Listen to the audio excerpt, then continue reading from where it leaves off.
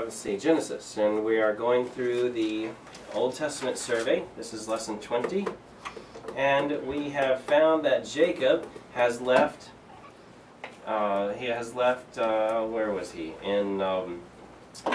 He's left for Haran, and he is going to find himself a wife. And so, if you want to turn in Genesis chapter 30, where we have left Jacob last week, Genesis chapter 30, he has decided that it'd be best for him to leave. The reason is because his brother Esau is pretty upset with him. He got the birthright from him, and he has now left for Haran to flee for his life. And so he's gone. He's gotten the birthright. He's gotten the blessing. Esau's upset with him, and here he goes off to find himself a wife. He is, at this point, 77 years old. So he's no spring chicken, but he is ready to now get out of town, find him a wife.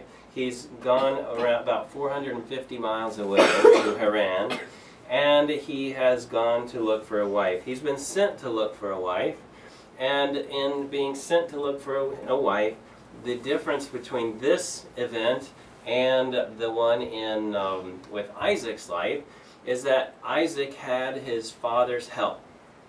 And in this situation, you're going to see what happens when somebody finds their wife without their parents' help. Now, granted, there is a lot of difficulty in getting married. Getting to the marriage altar is hard enough, but to have no help, no wisdom, somebody there to give you some guidance, that's even harder. And so you need some people in your life who are not emotionally attached in the sense that they are going to be controlled by their emotions.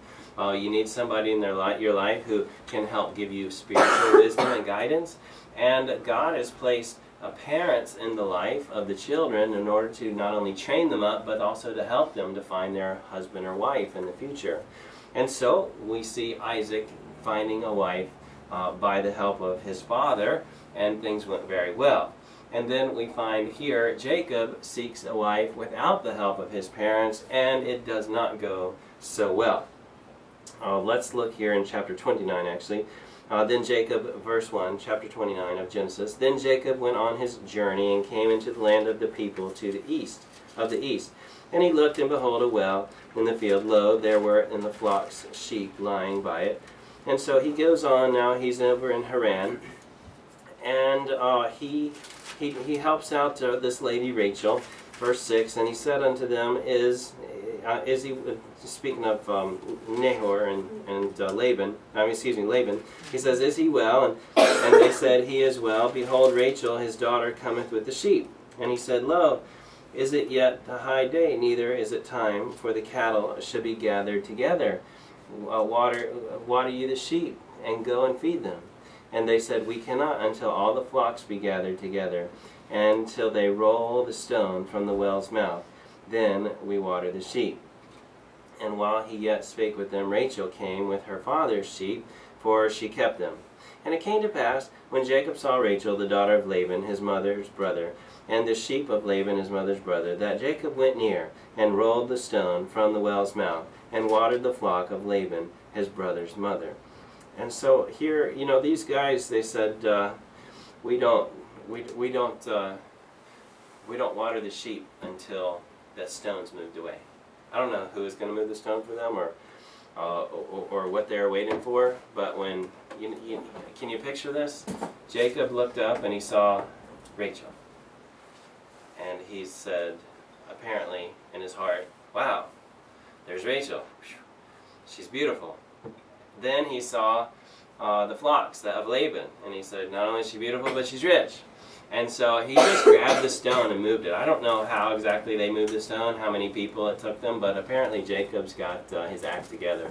You know how men are. He's like, well, I'll just get that stone for himself. He just went over there and moved the stone.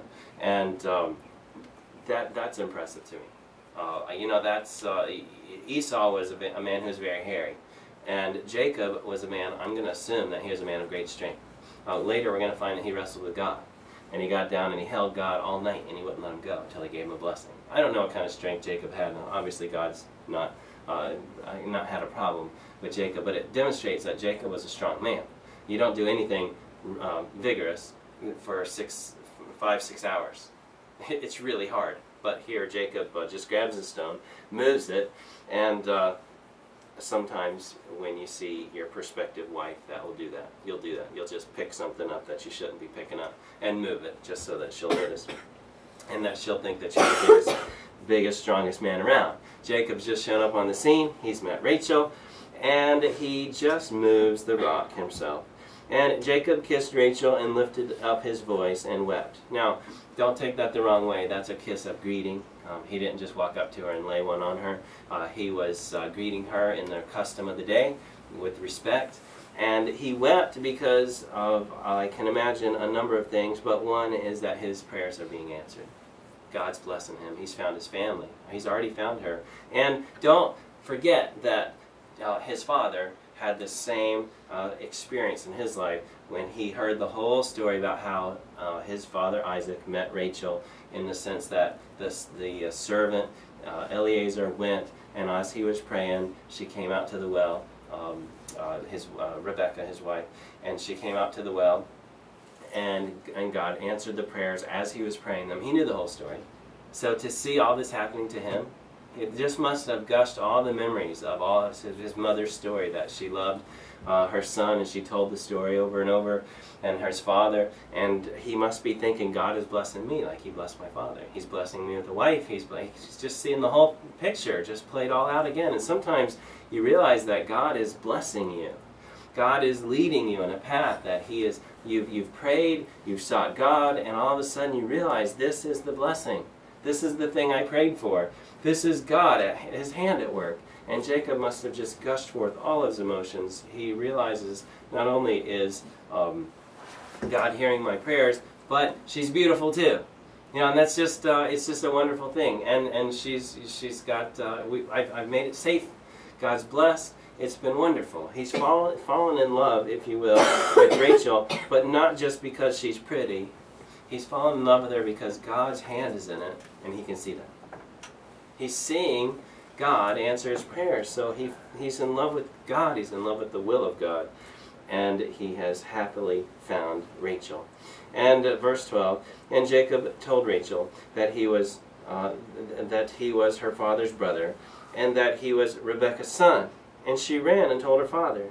And it came to pass, when Laban heard the tidings of Jacob his sister's son, that he ran to meet him, and embraced him, and kissed him, and brought him to his house. And he told Laban all these things. You see that it says he embraced him and kissed him? Again, that's the same thing. It's the Eastern culture.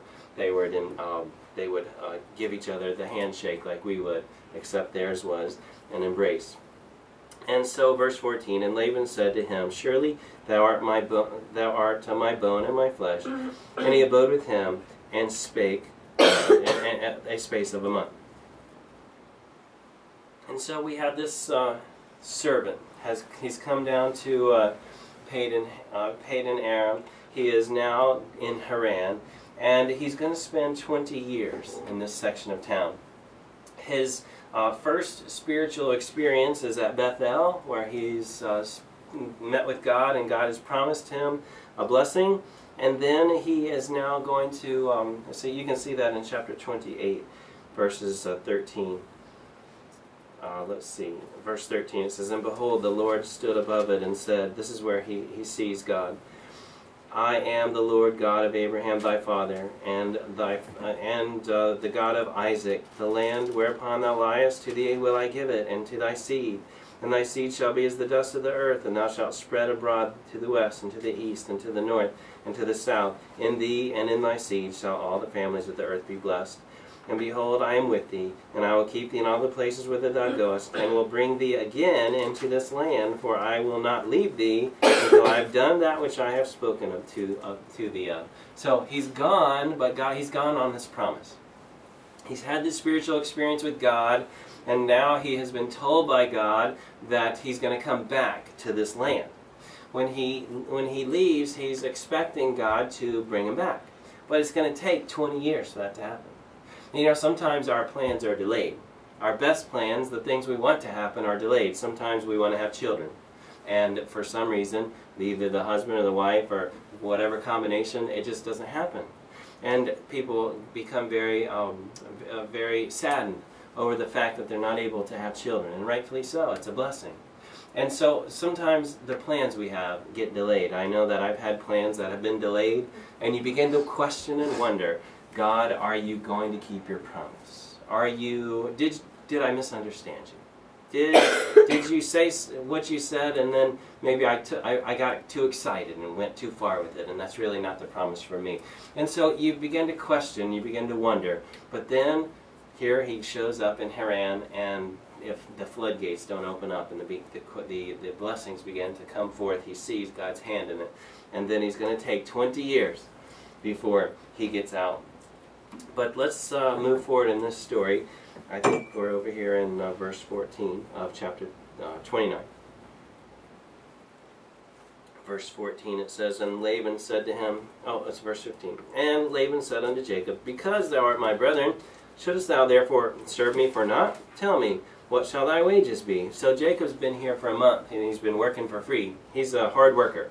Everything about Jacob seems to be that he's a rugged character. He is a hard worker. And Laban had 2 daughters. The name of the elder was Leah, and the name of the younger Rachel. Leah was tender-eyed, but Rachel was beautiful and well-favored. When it says, but Rachel was beautiful, that doesn't bode well for Leah. I'm not sure what Leah's deal was, but she had tender eyes. So that is her description. But Rachel was beautiful. So I'm going to assume Leah wasn't beautiful, but she had tender eyes. Now, tender eyes means probably the way we would talk about it. You know, she's got a great personality. You know, we would say that about somebody. She's not real pretty, but she's got a great personality, and so she's tender-eyed. And she's got maybe, who knows, if she doesn't have some sort of problem with her eyes. I don't know what her deal is. But the point is, but Rachel is beautiful. So Jacob knows what he's decided on. And if you'll notice, it says, verse 18, and Jacob loved Rachel and said, I will serve thee 7 years for Rachel, thy younger daughter. And Laban said, it is better that I give her to thee than that I should give her to another man's. Abide with me. So and Jacob served 7 years for Rachel. And they seemed unto him but a few days for the love he had to her. Now there's some patience right there. He's 77. He is now going to serve his uncle Laban for Rachel, for her hand and marriage, and it's going to take him 7 years to pay it off. That's pretty patient. So now he's going to have Rachel, and that's a handshake deal right there. They made an arrangement. He said, I'd like Rachel for 7 years worth of work, and he said, let's do it. Let's go, 7 years, and she's yours. And verse 21, and Jacob said unto Laban, give me my wife, for my days are fulfilled, that I may go in unto her. And Laban gathered together all the men of the place, and made a feast. And it came to pass in the evening, he took Leah his daughter, and brought her to him, and he went in unto her. And Laban gave unto his daughter Leah Zilpah Zilpah his maid for an handmaiden. And it came to pass that in the morning, behold, it was Leah. And he said unto Laban, what is this thou hast done unto me? Did I not serve thee for Rachel? Wherefore then hast thou beguiled me? And Laban said, it must not be so in our country to give the younger before the firstborn. Fulfill her week, and we will give thee this also for the service which thou shalt serve with me yet 7 other years. Oh, so look, he's found himself a trickster. The supplanter has been supplanted, the trickster has been tricked, the huckster's been hucked. He's taken his older daughter, and after the handshake deal of saying, all right, 7 years you can have Rachel. And so 7 years later, and he brings in Leah, and he doesn't know, apparently it was dark, and he didn't know what was going on. I don't know how that all worked out, the details, but the point is, it's right there in the scripture. He didn't realize till the daybreak. You know, it's not like here, there's no electricity. It gets pretty dark. Around here, in the nighttime, it's pretty bright because of all this, you know, you can see everything. However, out there, it gets dark in the wilderness. You can't see in the deserts and so forth, and the lights go down. You can't see a thing. So apparently he got tricked. And in getting tricked, he was pretty upset. And you know, what God is doing is he's letting him taste some of his own medicine. He's tricked his brother. He has beguiled his brother. He has gone in and taken the blessing from his father. He wore the skins, and he said he was his brother. Is that you, my son Esau? Yes, that's me, Father. Give me the blessing. Mm-hmm. And he stole it, and he took it. And now God's saying, you know what? You need to see what it feels like. You need to see what it feels like to hurt somebody. You don't just need to realize you hurt someone. You need to feel it, because once you felt it, you will be a little bit more patient, a little bit more understanding. You'll be more sensitive to hurting people. He's a trickster. He's a huckster. He has supplanted himself to other people, and now it's happening to him. And he's tasting his own bitter medicine. But having done that, Laban says, okay, well, why don't see? Laban is one of the people you don't want to do business with, because not only are they a scammer, but they're really smart. So not only is Laban not only is Laban scamming Jacob, but he's really good at what he's doing, because he knows that he's got Jacob over the barrel, because he didn't give him Rachel, and that's what he wanted. He was willing to work 7 years to get her, and he knows that Jacob will do anything, and he likes Jacob's work. He wants Jacob around. So what does he do? He says, how about you give me 7 more years, and then you can have Rachel. He just bought the wrong woman, so to speak, and now he's going to stick around. He still wants Rachel. That was what he originally wanted. So Laban is not only a trickster, but he's pretty smart, because now he's going to get 7 more years out of Jacob, who apparently is really good with flocks and sheep, and that is Laban's business. Laban is a shepherd. He's got herds, and he wants Jacob's hand in it, because God's blessing Jacob, and he sees money. He sees if Jacob's around, the profits increase. The flocks are fertile. They give birth, and they don't miscarry their young. This is a good thing for me. I want Jacob around, because I will have more money in my pocket. So he scams him right out of his own wife, and then gives him a 7 more years bargain.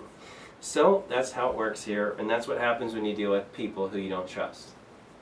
Just remember that when you go into business. You know, some people say, well, I'm going to partner up and we're going to do this business. You know, the real good question to ask if you're going to partner with somebody is, can you trust that person? Can you trust them to carry out honest principles? And if they are not a Christian, are you willing to yoke up with them in a contract for your business with someone who's not even a Christian? They may want to do all kinds of things that you are not interested in doing, and the Bible would warn us against that, because it is dangerous to put yourself in that position contractually. So here is the cheater, and let's see. It says in verse, where did we leave off? Verse 22. That's not where we left off. Where did we? Here we go. Verse 28. And Jacob did so and fulfilled her week, and he gave him Rachel his daughter to wife also. And so what we find is that Jacob went ahead and he married Rachel, and Leah begins to have children, and having begun to have these children, then Rachel is not able to have children, and there's now tension. So now he's got 2 wives, which is always a bad idea, and that's why it's illegal in America, because according to the scriptures, you're only supposed to have 1 wife. 2 wives causes trouble. The women now are going to have tension with each other, and there's going to be conflict. You know, women have tension anyway. Men have tension, but women have tension of their own kind. And if both of them are married to a guy, there's way more tension. It's bad. And so God doesn't recommend this, and he doesn't really like it at all. And so in the Christian era, God has purged this out of his system. There is no, and I say his system, I mean his people. He's purged this sin out of the group. There's God says that you're going to be the husband of 1 wife, and so we don't need that kind of trouble. So what happens is that he is going to now move back home. He's got his 14 years in here, and he works a few more years. Laban changes the wages on him a few times again after this. His flocks are blessed, and Laban says, you can have the speckled and the spotted animals, and then leave me the rest. So what Jacob does is he makes sure that the speckled and the spotted animals all mate together. and he has his tricks of the trade, and most of the animals that start being born are speckled and spotted. And Jacob gets upset with that, because he looks and he realizes that he's going to lose most of his herd to Jacob. So he is upset, and so Jacob just says, you know what, that's enough, we're out of here. They left. His wife's a little bit of a trickster too. She took all the family gold, the idols, and put them in her saddlebags, and then they and didn't tell her husband, and they left. And when Laban found out, he sent the army, his group of men, after them to find out why they stole it, and she hid them so that they couldn't find it. But the point is that he's got himself one just like he is. She's got a little bit of a trickster attitude in her as well. But now what's going to happen is he's got to go back home. And he's going to leave back just like God promised him, but he's going to have to go back and meet Esau. And so he's concerned that Esau is not going to receive him well. And so we'll look at that next time, how Jacob comes home and he visits with Esau. And then after he visits with Esau, he's going to go back down into Egypt. Jacob ends up his life in Egypt as a patriarch, dying in his last years, and he is the last of the patriarchs, Abraham, Isaac, and Jacob. And those three men represent the beginnings of the Israelite nation, who has the nation of Israel has its birth in Egypt, when it goes down there and God makes of them a great nation. Jacob is blessed in his home. He's got a lot of trouble, and we don't have time to really look at his whole life, but there's a lot of trouble in his life. There are things that happen in his home, things that happen in his family, sins, and those things are because his children are lost. It's very ugly what happens in Jacob's home. He's got 12 sons. They're the beginnings of the tribes of Israel, but his sons are wicked men. They really are. They're wicked. And we'll look at this next week. But the things that they do are ugly. But there comes a place in their life when you realize that something happened to them. Something happened to them, and they're not the same people. It is a blessing to see how God works in people's lives. He changes them. So let's leave it there. Our time is up, but he is on his way now back to Canaan, and then from Canaan he's going to end up in Egypt, and that will be the end of his life. Let's go ahead and pray. Thank you, Lord Jesus, for this wonderful day. God, I pray your blessing on our meeting next. I pray that your blessing on the preaching. God, I pray that you would bless us as people. Bless us to be in line with your will. Bless us to be in love with your word. Bless us to be to do all that you'd have us to do. Happy to do your will, Lord. I pray this in Jesus' name. Amen.